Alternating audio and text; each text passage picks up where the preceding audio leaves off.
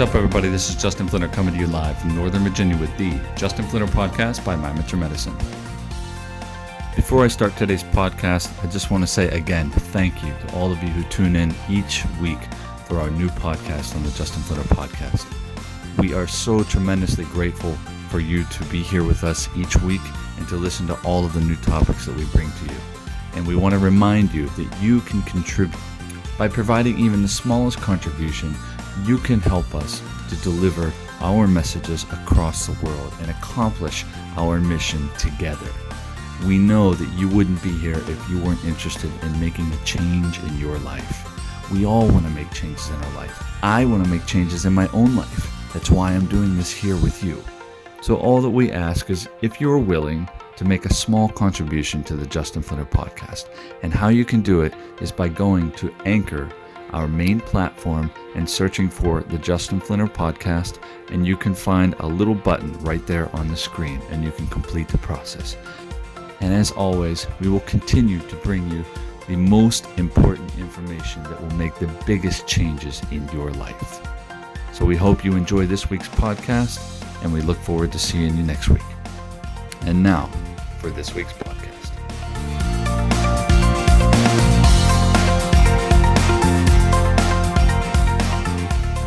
I want to start off today's podcast by asking you a question. Have you ever had a moment in your life that just flew by? Whether it was a minute, or a day, or a month, or even a year, it just flew by in an instant. We all have. Next question, have you ever had a moment in your life that seemed to last forever, like it was never going to end, and it was the same amount of time? So does the amount of time actually change? Of course not. Time is a concept that we have developed based off of how things occur in nature. The concept of time does not matter. It does not affect us in any way, shape, or form unless we mentally allow it to do so. Sure, when the sun goes down, our bodies maybe get a little tired and we want to rest. Yeah, that is natural. That is an innate response. But time itself, the concept of time, does not affect us. Mentally, we say, oh my Lord, it's already 2 o'clock. The day is about to be over soon. I have to finish my work so that I can go home and move on to the next thing that is a part of my schedule. We organize our lives based off of this concept that doesn't actually exist. Now, we can't escape from it, sure. Time is a part of every aspect of our lives. We know that at a certain time, the school bell rings and either school starts or school ends. You arrive at work. You know you start at a certain time, you finish at a certain time, you can go home. This method of creating boundaries around the things that we do and the actions that we take, the things that we want to accomplish in our lives, they hold us within a certain parameter, so to speak, so that we know, okay, I have this much time devoted to this specific project. We hold ourselves to a certain standard. I want to complete this in this amount of time. But coming back to my first question as to why does sometimes 30 seconds or 60 seconds feel like it lasts forever, and other times it feels like it just flies by? For example, summertime. You get to summertime, okay, maybe your kids are home from school like mine are, and what happens next? They have all kinds of activities. They go on to this camp. They go to this activity. Oh, we have a vacation plan. Oh, we go and we see our family at this point. Before you know it, all of those activities have passed, and then it's time for the next thing. Summer is over. Wow, where did it go? It felt like it just started yesterday, but it was a matter of months, literally, not 30 seconds or 60 seconds. This is a matter of months. Then later, you get older. You turn 30 years old, you turn 40 years old, you turn 50 years old, 60, 70, 80, and you say, wow, where did the time go? Time, the speed of time never changed. Your focus changes how you move through time. So what is it that you are actually focusing on in your life? How much time do you actually have? The same amount of time as every other human being does. We all have 60 seconds in a minute. Why? Because we created it. We all have 24 hours in a day. Why? Because, well, number one, that's how long it takes for the Earth to make a rotation, and that's how much time we all have day to night. The amount of time we are each given does not change. It is constant. How we live our lives within that time is the only thing that changes how quickly we perceive it to be moving or how slowly we perceive it to be moving. When you are in a position of rushing, you're trying to get something done. You are maybe you're rushing to make dinner, someone's about to be home, or you're rushing to complete a project at work. The number one thing that you're focusing on is, I have to get this done. I absolutely have to get this done. You're having so many conversations in your brain. You're trying to remember the amount of things that you have to do.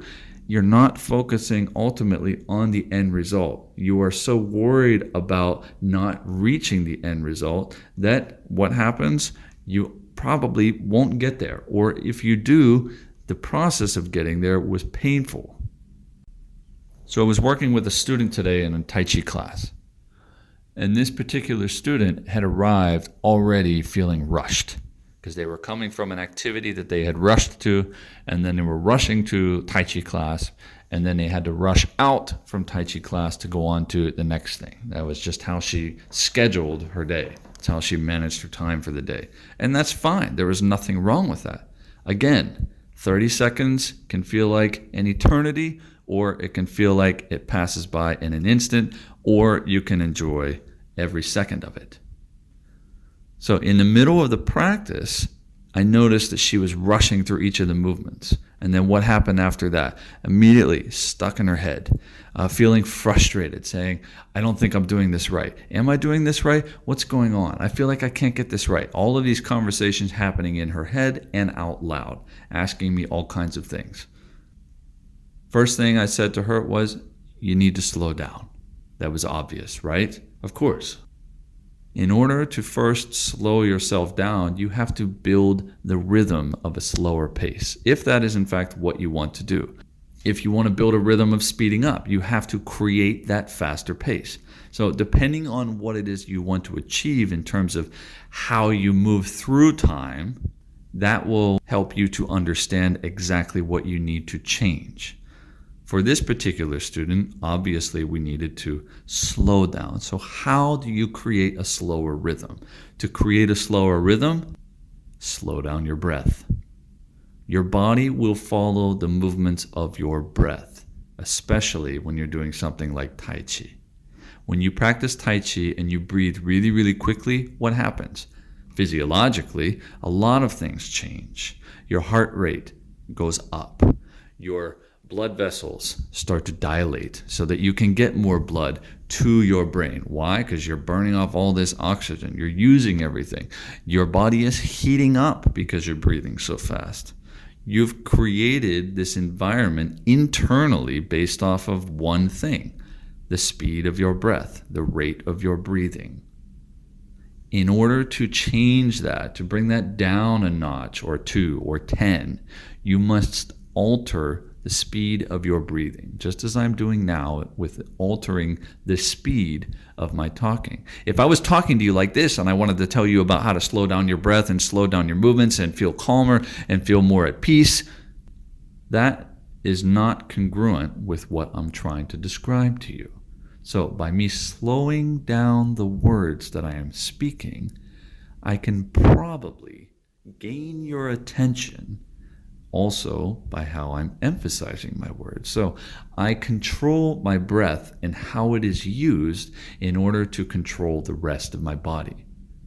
Many people ask me, wow, you're so calm. You're so relaxed. How do you go and do all these things in your life but still remain in control? You look just so calm. When you practice Tai Chi, you're so calm. You're so smooth. It's so beautiful, your movements.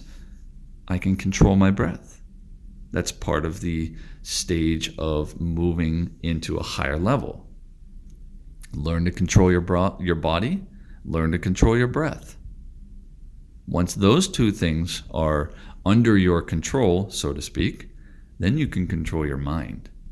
The mind will speed up. If you have your breath under control, if you have a good understanding of how your body should be moving, you can control what comes after that. So coming back to this student, we had her breath slowed down. When her breath slowed down, amazingly, her movements slowed down, amazingly to her. I knew that it would happen if she would actually perform it. So she performed it, she listened to me, slowed her breath down, slowed the movements down, and then what happened? She felt calmer. Her movements weren't jittery. There weren't as many conversations going on in her head. She saved them until after she had stopped moving. And that's perfectly fine. She was able to get from start to finish.